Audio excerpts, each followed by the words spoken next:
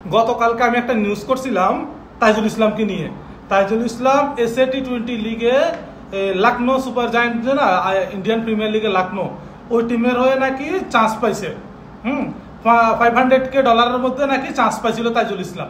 কি বলছি বুঝতে পারছেন? এখন আজকে আরেকটা নিউজ পেলাম আমরা, এই তাইজুল ইসলামকে নাকি ভুলবশত তারা টিমে নিছে। গত বছর আইপিএল এ মনে আছে পাঞ্জাব কিংসে একটা প্লেয়ারকে নেওয়ার কথা, কিন্তু নিয়ে নিছে আরেকটা প্লেয়ারকে। তো এটা নাকি সেম ভুলটা লখনৌ সুপার জায়ান্ট করছে।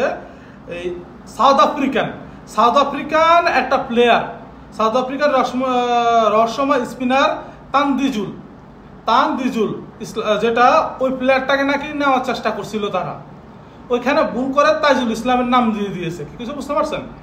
ওই টিম ম্যানেজমেন্ট পরবর্তীতে জানতে পারছে যে তাইজুল ইসলাম বাংলাদেশি প্লেয়ার, নিচে বাংলাদেশ লেখা আছে। তারা চাইছিল কিন্তু তানদিজুল আফ্রিকান প্লেয়ার যেটা ওটাকে নেওয়ার চেষ্টা করছিল। কিছু বুঝতে পারছেন? ভুলবশত তারা তাইজুলকে নিয়ে নিয়েছে। তো এখন তারা বলছে যে ইনশাল্লাহ হয়তো আমাদের তাইজুল ইসলামে আমাদের টিমের হওয়ার দরকার ছিল, এই কারণে আমরা হয়তো তাকে ভুলবশত আমাদের টিমে নিয়ে নিয়েছি। তবে নিউজটা কতটুকু সত্য আমি কিন্তু এখনো জানি না। যদি আপনারা কেউ জেনে থাকেন অবশ্যই কমেন্ট বক্সে জানাবেন।